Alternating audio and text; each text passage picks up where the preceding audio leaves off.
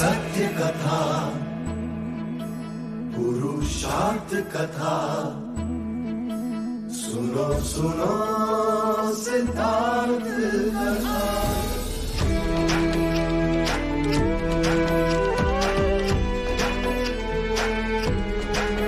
संसार में दुख का कारण क्या,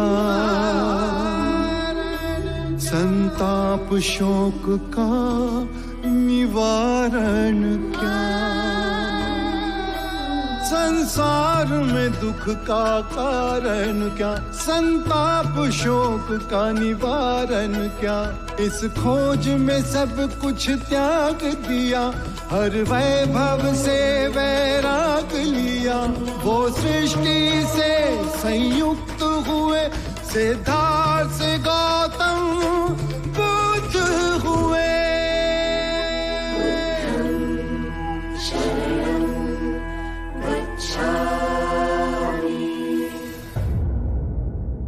तथागत, कुछ कहूं? आपका भिक्षु बनने से पहले मेरा और देवदत्त का एक रिश्ता था, ज्येष्ठ और अनुज का। पर आज उनके व्यवहार देख मेरे मन में बड़ी ग्लानि उत्पन्न हो रही है। आपके संपर्क में आने के बाद भी उनमें कोई बदलाव नहीं आया। जब ज्ञान पा ही लिया तो सभी क्षमा के योग्य हैं अनंत। आप सबको क्षमा कर सकते हैं, पर देवदत्त बहुत संकीर्ण व्यक्ति था और अब भी है। मुझे भय है कि जब से आपने भिक्षुओं के बीच उनकी निंदा करी, वो आपसे किसी प्रकार का प्रतिशोध अवश्य लेगा और बदला लेने का उसका सिर्फ एक ही मार्ग है, संघ को विभाजित करना, जिससे आपके मन को पीड़ा हो।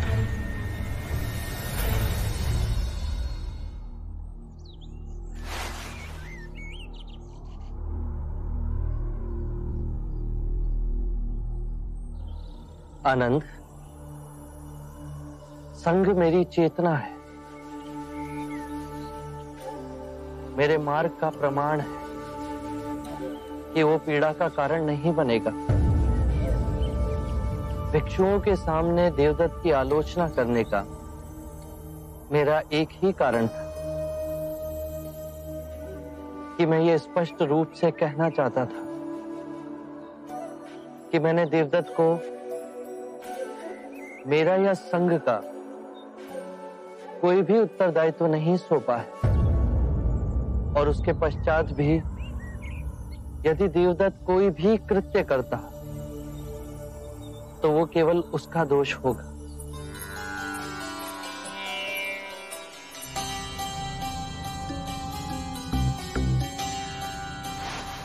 मुझे आपसे कुछ कहना है। वो पर आनंद मेरी छाया है आम्रपाली, उसके सामने कुछ भी कहने में संकोच ना करना। मुझे मेरे पुत्र जीवक और कुछ भिक्षुओं से ये सूचना मिली है कि देवदत्त आपके प्रति विरोध की लालसा रखता है। ये सुनते ही मैं चिंतित उठी और आपसे मिलने चली आई। और जिसके संरक्षण में देवदत्त ये साहस कर रहा है वो और कोई नहीं पर अजात शत्रु है। अजात शत्रु आपका प्रभाव कम करना चाह रहा है और देवदत्त आपका स्थान ले आध्यात्मिक गुरु बनना चाह रहा है। ये दो स्वार्थी मिलकर षड्यंत्र रच रहे हैं आपके विरुद्ध। यही भय था मेरा तथागत।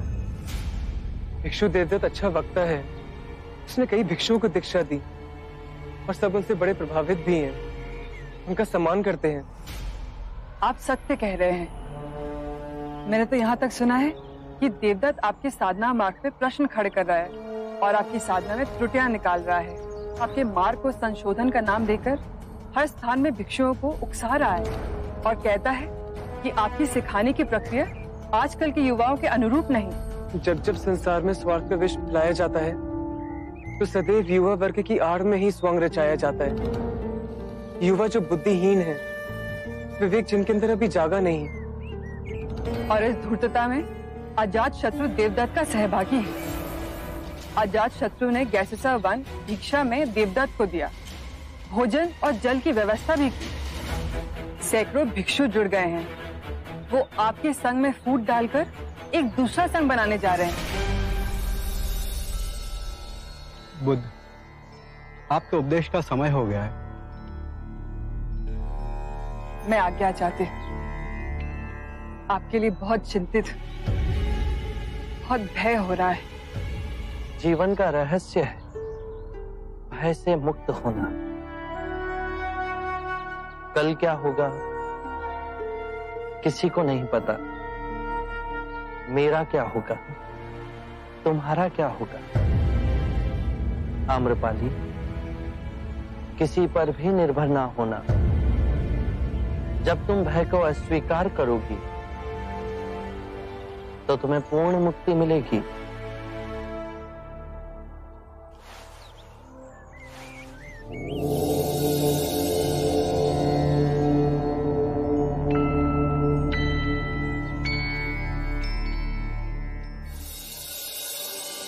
निर्बल को बल वही दे सकता है जो पूर्ण मुक्त हो, और वो केवल आप है बुद्ध।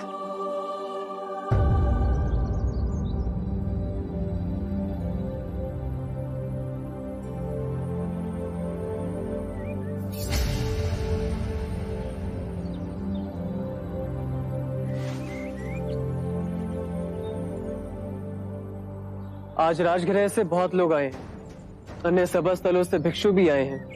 कोई प्रश्न या चिंता आप बुद्ध के समक्ष रखना चाहते हैं?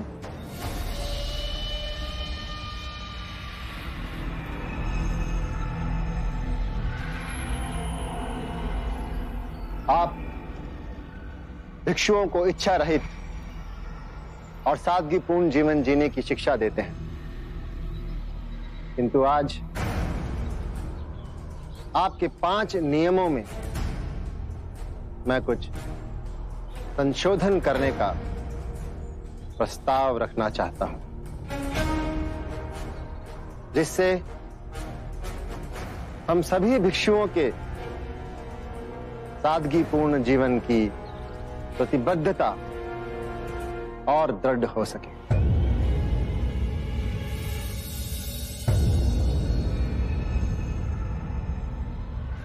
एक, सभी भिक्षुओं का वन में ही रहना अनिवार्य हो। गांव में जाकर रहना या सोना प्रतिबद्ध। दूसरा, भिक्षा में जो भी मिले भोजन के रूप में भिक्षु केवल उसे ही ग्रहण करे, किसी के घर से भोजन के निमंत्रण को स्वीकार ना करें। तीसरा, भिक्षु फटे पुराने कपड़ों को सीकर केवल उन्हें ही अपने वस्त्र के रूप में ग्रहण करे, किसी के द्वारा भेंट में दिए गए वस्त्र ग्रहण ना करें। चौथा, निद्रा हेतु भिक्षु केवल वृक्ष के नीचे ही सोएं, कुटिया या भवन का उपयोग ना करें। और सबसे अधिक महत्वपूर्ण ये 5वां संशोधन मैं देना चाहता हूं कि सभी भिक्षु केवल शाकाहारी भोजन ही करें। देवदत्त, मैं तुम्हारे नियमों की अनिवार्यता स्वीकार नहीं कर सकता। जो भिक्षु केवल वनों में रहना चाहते हैं उन्हें इसकी अनुमति है, बाकी अन्य ग्रामों और नगरों में रह सकते हैं। जो भिक्षु केवल भिक्षाटन द्वारा भोजन करना चाहते हैं वो उपासकों के निमंत्रण को अस्वीकार कर सकते हैं। अन्य को स्वतंत्रता है कि वो उपासकों के निमंत्रण को स्वीकार कर सकते हैं। जो भिक्षु चीथड़ों को सीकर भिक्षु वस्त्र पहनना चाहते हैं, वो इसके लिए स्वतंत्र है, किंतु अन्य जिन्हें उपहार में भिक्षु वस्त्र मिले वो 3 से अधिक ना ले। जो भिक्षु वृक्षों के नीचे सोना चाहते हैं वो ऐसा करने के लिए स्वतंत्र हैं, किंतु अन्य कक्षों और कुटियाओं में रह सकते हैं, ये उनका अधिकार है देवदत्त। जो भिक्षु शाकाहारी भोजन करना चाहते हैं उन्हें इसकी अनुमति है, किंतु अन्य जो मांसाहारी ग्रहण करना चाहते हैं वो मांसाहारी ग्रहण कर सकते हैं, किंतु उनके भोजन के लिए किसी भी जीव की जीव हत्या नहीं की गई हो। देवदत्त, वर्तमान व्यवस्था के अनुसार भिक्षुओं को जनमानस से संपर्क करने का अवसर मिलता है, उन्हें सद्धर्म मार्ग की शिक्षा प्रसारित करने का अवसर मिलता है। तो आप मेरे संशोधनों में त्रुटियां निकाल रहे हैं। त्रुटियां तो आप निकाल रहे हैं देवदत्त। मैं बुद्ध से बात कर रहा हूं। तो आप मेरे ये संशोधन स्वीकार नहीं करेंगे? देवदत्त, मैं तुम्हारे संशोधन को अस्वीकार करता हूं।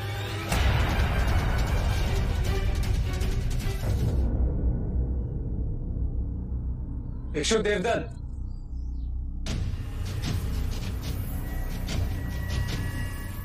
आपको पता भी है आप क्या करें भिक्षु देवदत्त? बड़े भाई से ऐसे बात करते आनंद? मनुष्य बड़ा अपने कर्मों से होता है, और बड़े भाई जैसा कौन सा कार्य कर रहे हैं आप? आप पद भ्रष्ट हो तो क्या संघ को भी पद भ्रष्ट करोगे? मैं तो इस नई पीढ़ी को एक नई दिशा दे रहा हूं, एक नई सोच। ये क्या बात है? यदि आप बुद्ध के समक्ष अपने मन की बात रखेंगे तो बुद्ध का अपमान हो जाएगा। बुद्ध आपके मान सम्मान से बहुत ऊपर है। फिर भी माननीय देवदत्त के 5 नियमों को बुद्ध ने ठुकराया। क्यों? क्योंकि बुद्ध के नियम से अधिक कठोर है देवदत्त के नियम। जैसे सांसारिक रहते हैं वैसे भिक्षु रहेंगे तो सर्वनाश नहीं होगा। संसारिक और परम सत्य के बीच बुद्ध का ज्ञान ही द्वार है। यदि संसारिक की अवहेलना की तो न जाने कितने सारे मनुष्य परम ज्ञान से वंचित रह जाएंगे। ये आप समझ नहीं पा रहे। बड़े कोमल हो गए, लेकिन ध्यान रहे तपश्चर्य बड़ा कठिन है, कठोर, और हम सब इसी कठोर राह पे आगे बढ़ रहे हैं।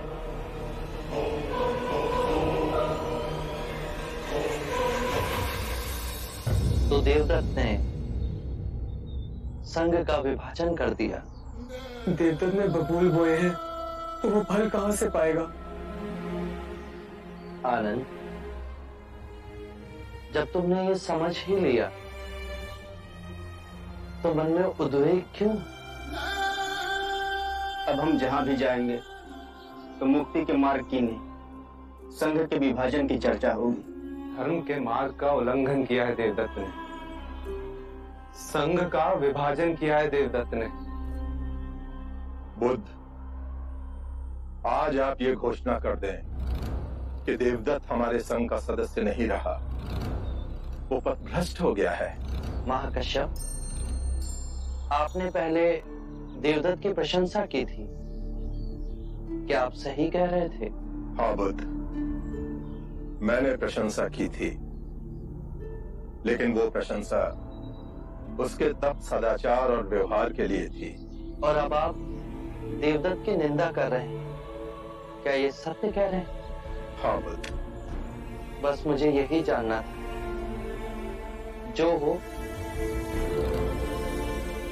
सर्वप्रथम सत्य का साथ मत छोड़ना। तो कल प्रातः ही हमारे समस्त भिक्षु ये घोषणा कर देंगे कि देवदत्त पथ भ्रष्ट हो गया है, अब वो हमारे संग में नहीं रहा।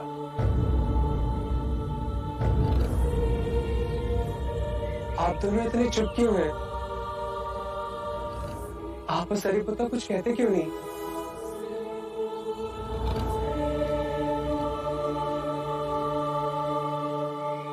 बुद्ध, मैं और मुगलाना देवदत्त के संग में जा रहे हैं।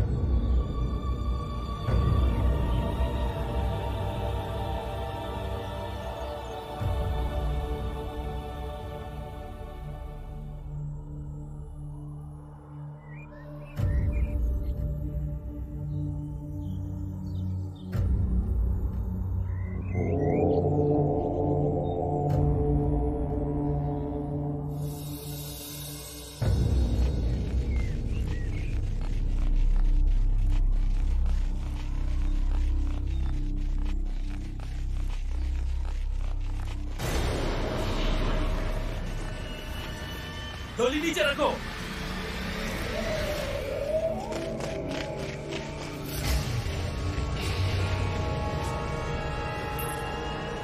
देवी आम्रपाली, वैशाली के राजा का हमें आदेश है कि जैसे ही आपकी डोली वैशाली की सीमा में पहुंचे, आपको बंदी बनाकर उनके सामने ले जाया जाए। बंदी बना ही रहे हो तो अपराध भी बताइए। आप पर देशद्रोह का आरोप है। आपने वैशाली के परम शत्रु मगध नरेश अजात शत्रु को शरण दी और अजात शत्रु की सच्चाई जानने के बाद भी आपने उनसे संबंध रखे।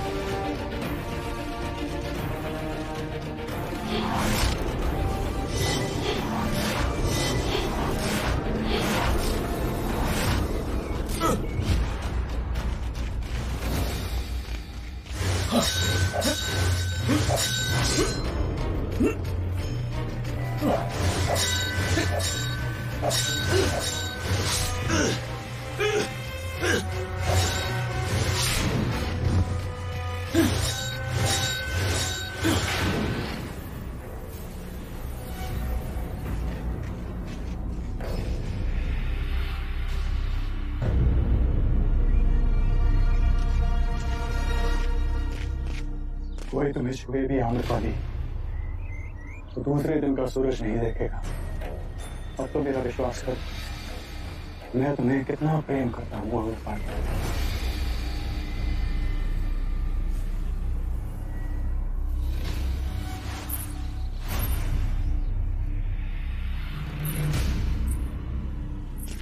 ये क्या आम्रपाली, अपनी जान पर खेलकर मैंने तुम्हारी जान बचाई और तुम चलो मेरे साथ, मैं आज तुमसे विवाह करूंगा। मैंने तुमसे विवाह करने का निर्णय अभी नहीं लिया। कब से इस बात को टाल रही हो? आज जब तुम्हारा निर्णय होकर ही रहेगा आम्रपाली। मेरे कर्तव्य और प्रेम के बीच संघर्ष हो रहा है। कर्तव्य कहता है मैं तुमसे विवाह ना करूं, और प्रेम मुझे तुमसे विवाह करने पे विवश करता है। इस धर्म संकट में मैं ना जाने कब से हूं।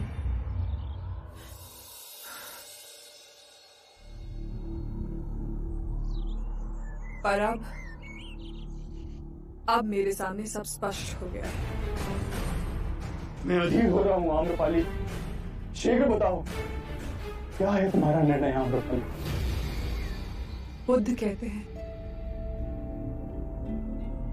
कि भय से मुक्त हो जाओ।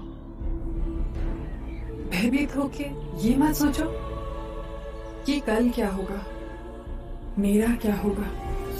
किसी पे निर्भर मत रहो, और जब भय को अस्वीकार करोगे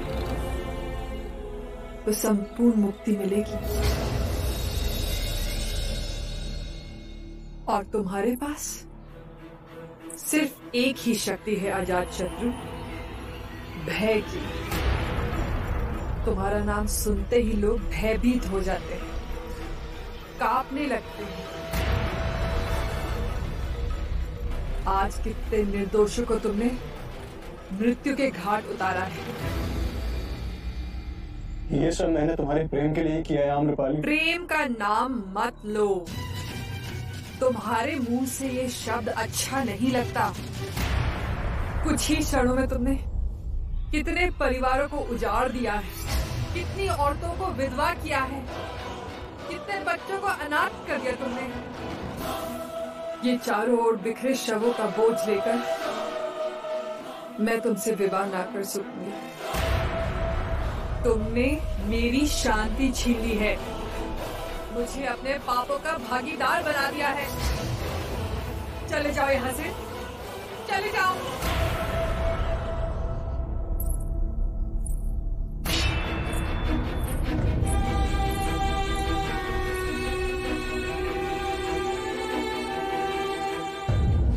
महाराज, जिसे हमने वैशाली की नगर वधू बनाया उसी ने देशद्रोह किया। महाराज, युद्ध में घायल मगध नरेश अजात शत्रु को इसने अपने घर में छिपाया। उसकी चिकित्सा के बहाने पर उसे वैशाली के सारे भेद बताए। ये अब भी अजात शत्रु से मिलती रही है महाराज। आम्रपाली, क्या ये आरोप सत्य है?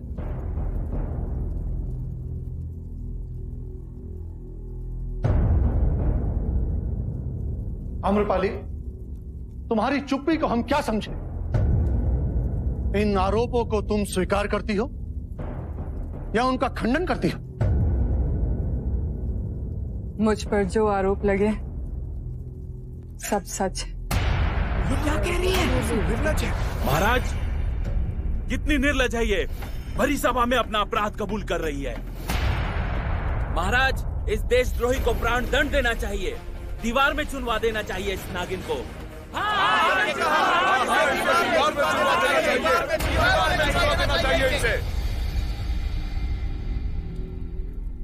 आम्रपाली, ये सुनकर हमें बहुत कष्ट हुआ।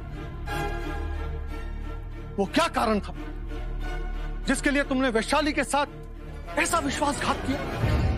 महाराज, मैं जो वैशाली पर अपनी जान छिड़क के आज अपराधी बन इन सब की घृणा की पात्र बन गई। सबकी आंखों में तो मैं दोषी ठहरा दी गई। नहीं आम्रपाली, जब तक दोष सिद्ध ना हो कोई तुम्हें दोषी नहीं मान सकता। तुम्हें जो कहना है कहो। मैं बुद्ध की अनुयायी हूं और बुद्ध ने कहा है कि कोई भी जीव, प्राणी या मनुष्य घायल अवस्था में मिले तो बिना किसी भेदभाव के उसकी सेवा करनी चाहिए। मेरे महल के बाहर एक सैनिक घायल पड़ा था। उसके शरीर पर वैशाली के सैनिक के पोशाक थे। मुझे नहीं पता था उस व्यक्ति की वास्तविकता क्या है और उपचार करते करते मुझे उससे प्रेम हो गया। पर मैंने उसे ऐसा कोई भेद नहीं बताया जिससे वैशाली को किसी भी प्रकार की हानि हो। हम ये बात मानते हैं कि तुमने जानबूझ के वैशाली के शत्रु को शरण ना दी, परंतु जाने या अनजाने तुमने घोर अपराध किया है।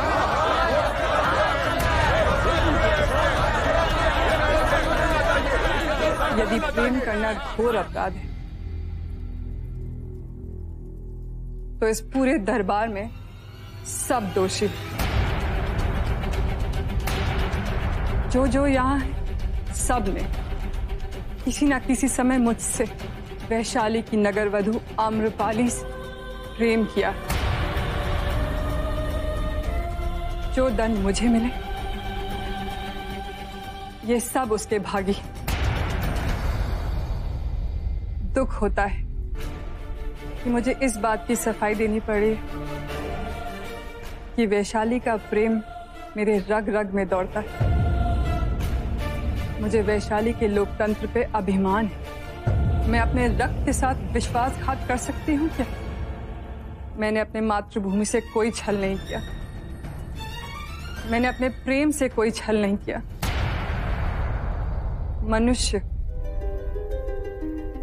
और मनुष्य हो, अजात शत्रु से प्रेम करने की भूल कर बैठे। उस सैनिक के मुखौटे के पीछे अजात शत्रु का चेहरा छुपा है, ये मुझे बहुत बाद में ज्ञात हुआ। तब तक बहुत देर हो चुकी थी। महाराज, आप मुझे जो दंड देना चाहे मैं उसका सम्मान करूं। हम तुम्हारी निर्भीकता का आदर करते हैं अम्रपाली। मनुष्य मन है जो आज की बुराई देख पिछली सभी भलाई को भूल जाता है, और हम ऐसा ना होने देंगे। वैशाली के प्यारे नगरवासियों, आप में से ऐसा कौन है जिसे याद नहीं कि युद्ध के समय अम्रपाली ने हमारे सैनिकों का कैसे उपचार किया, अपनी सारी पूंजी लुटाई, रात और दिन का ध्यान ना करते हुए हर समय हमारे सैनिकों का उत्साह बढ़ाया। हमें तुम्हारे सेवक यदु से यह भी पता चला, यदि तुम चाहती तो कई महीने पहले अजात शत्रु से विवाह कर मगध की महारानी भी बन सकती थी। बुद्ध के प्रति तुम्हारी श्रद्धा को भी हम भली भांति जानते हैं। इन्हीं कारणों से हम कोई कठोर निर्णय ना लेंगे। अम्रपाली, हम तुम पर लगाए हुए सभी आरोपों से तुम्हें मुक्त करते हैं।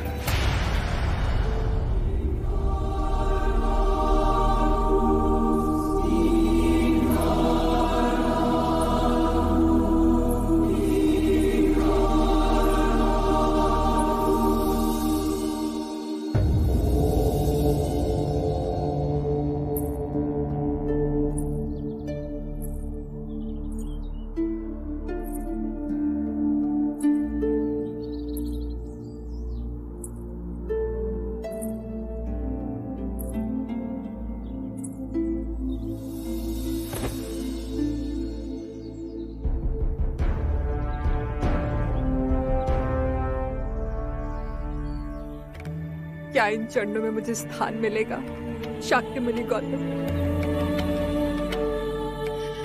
मुझे दीक्षा देंगे, अपनी भिक्षुनी बनाएंगे? वैराग्य तुम्हारे अंतर से उठा है आम्रपाली।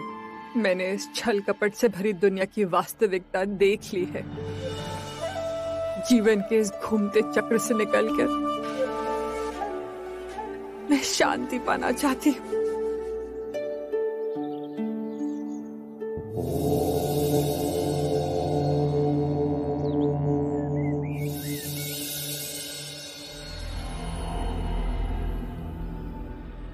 गुरुदेव, सारीपुत्र और मोगलाना आपके भिक्षुओं को उपदेश दे रहे हैं। सारीपुत्र और मोगलाना बुद्ध के दाएं और बाएं हाथ हैं। आपको इन पे अधिक विश्वास नहीं करना चाहिए। क्या पता ये आपके भिक्षुओं को तोड़ के वापस ले जाएं। बुद्ध के रूढ़िवाद से तंग आकर सारीपुत्र और मोगलाना हमारे शरण में आए हैं गोगालिक। और सच कहूं तो इनके आने से मुझे बड़ा आराम मिला है। कम से कम हर रोज उपदेश देने का बोझ तो मेरे सर से उतर गया।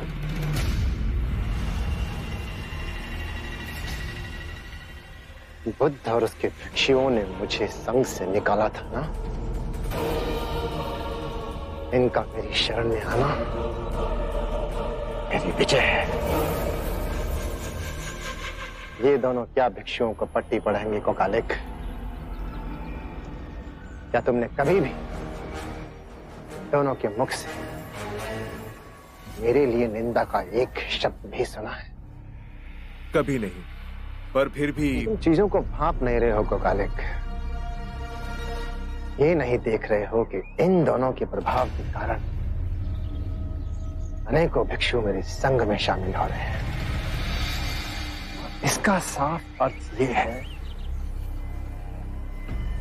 कि लोगों के मन में ये भावना प्रबल हो रही है कि खोट बुद्ध में ही है। और इसका जीता जागता उदाहरण है ये दोनों।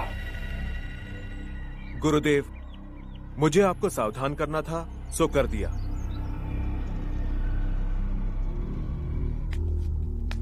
ये कपिलवस्तु का सैनिक यहाँ? प्रणाम राजन देवदत्त।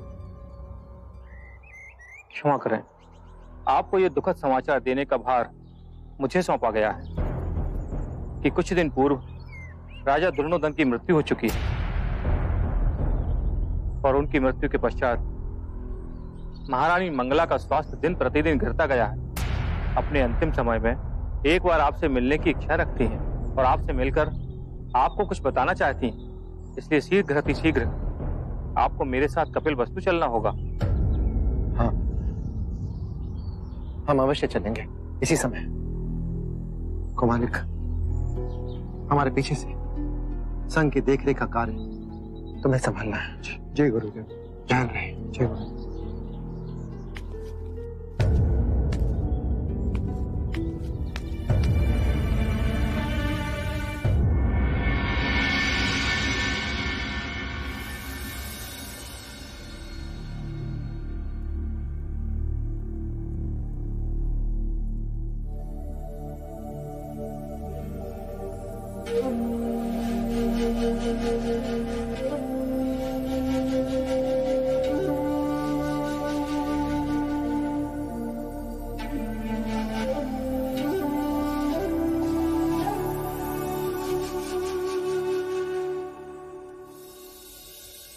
माँ,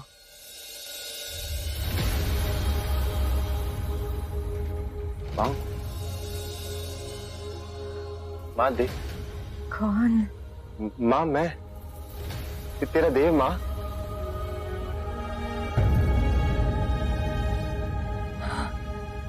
देव?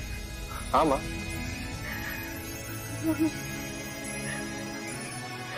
हाँ पुत्र, तू आ गया पुत्र। हाँ माँ। ये क्या हो गया माँ तुझे? अंतिम घड़ियां गिन रही हूँ पुत्र। नहीं माँ, ऐसा मत कह, कुछ नहीं होगा तुझे।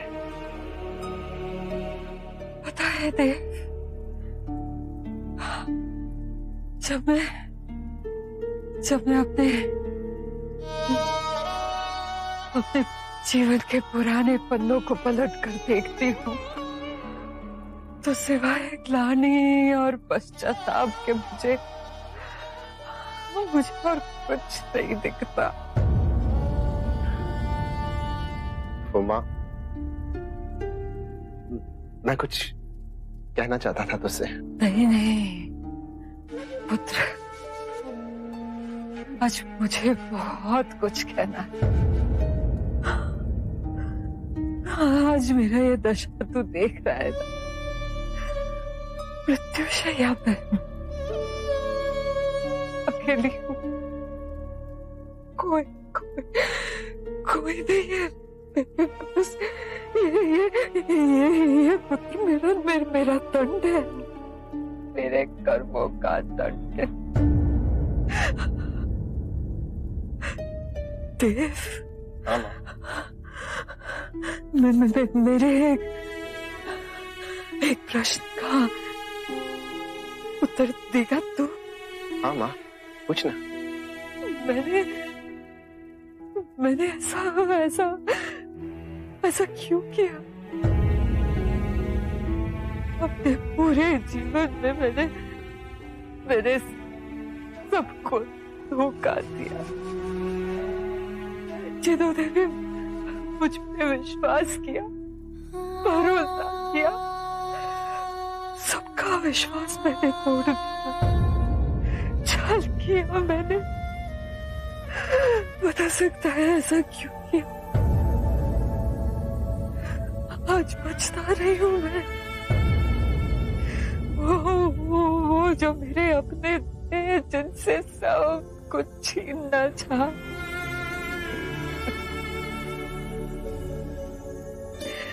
वो सब कुछ त्याग कर चले गए।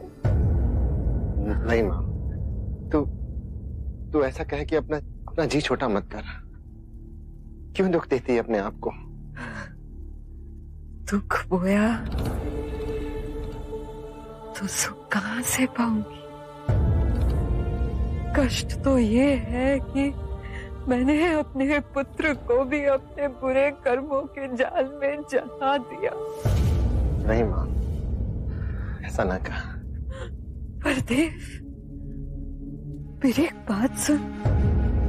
मुझे भिक्षु से पता चला कि तूने बुद्ध का संग तोड़ दिया। हाँ? ये सत्य नहीं है माँ। मैंने किसी का संग नहीं तोड़ा। माँ, तेरे देव ने अपना स्वयं का संग खड़ा किया है।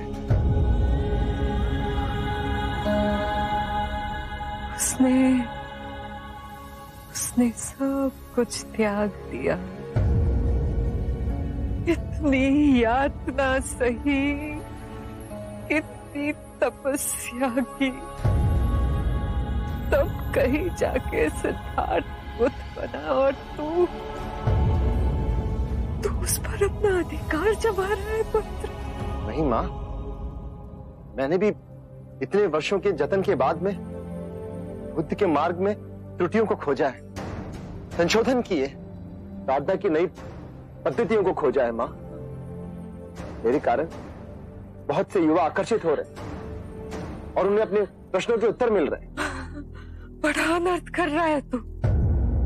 साध धर्म का मार्ग उन्होंने खोजा, उनके कारण आज तू त्रुटियां खोजने में समर्थ हुआ। देव, सावधान हो जा।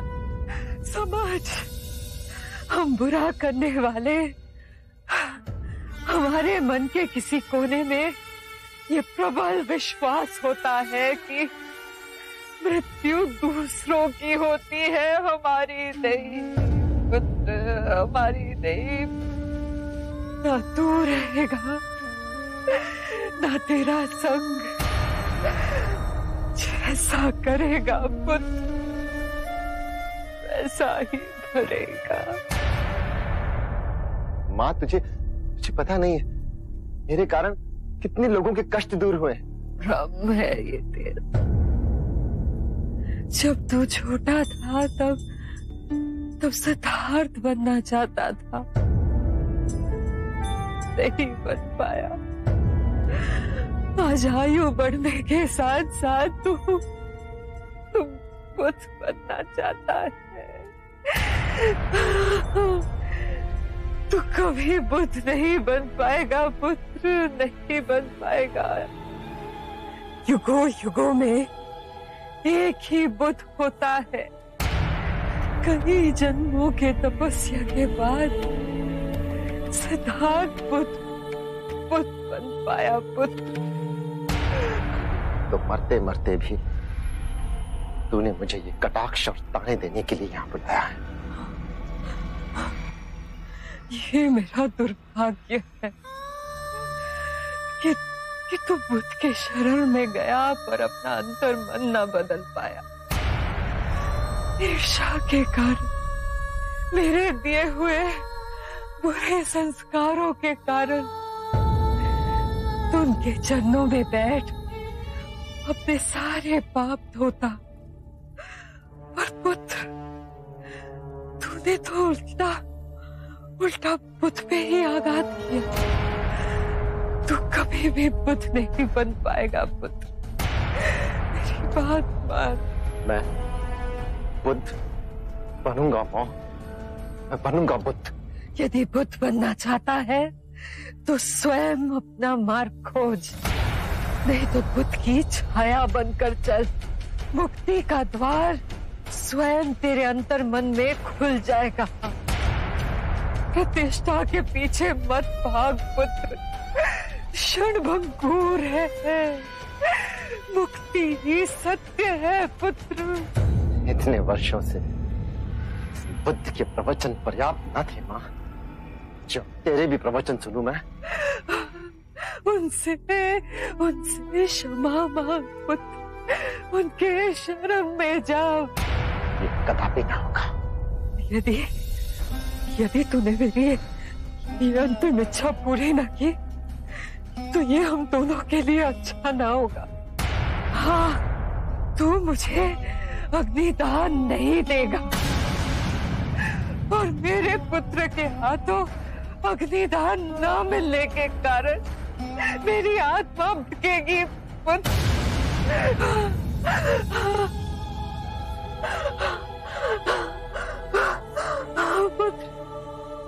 पुत्र के शरण में जा, उनसे क्षमा मांग, मेरी बात समझ पुत्र और बोल बुद्धा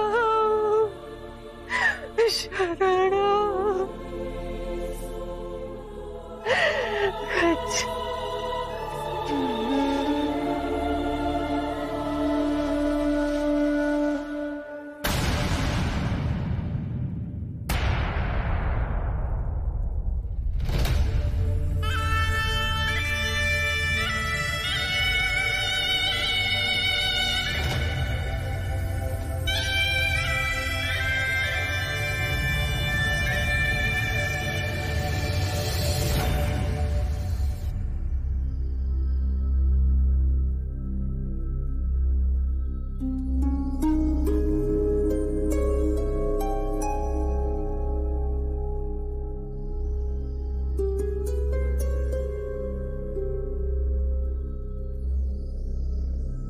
समूचे कपिला वस्तु में ये सूचना भिजवा दो कि रानी मंगला नहीं रही। मेरी मां नहीं चाहिए।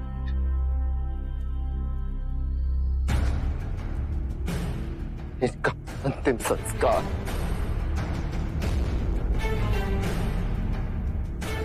किसी और से करवा ले। आरंभ हो गई निर्वाण प्रथा, सुनो सुनो ये बुद्ध कथा।